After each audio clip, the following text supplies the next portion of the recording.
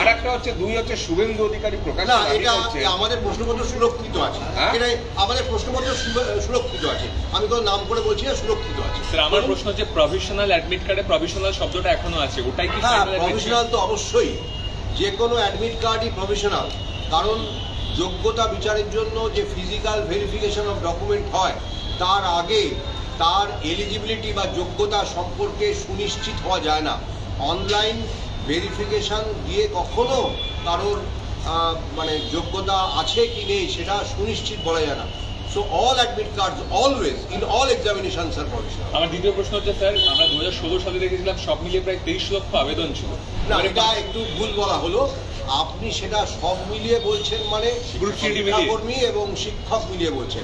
আগের বারে শিক্ষক নিয়োগের পরীক্ষায় 2,90,000-এর কিছু বেশি মোট পরীক্ষার্থী ছিলেন, অর্থাৎ সেক্ষেত্রে একাদশ দ্বাদশে বেশি ছিল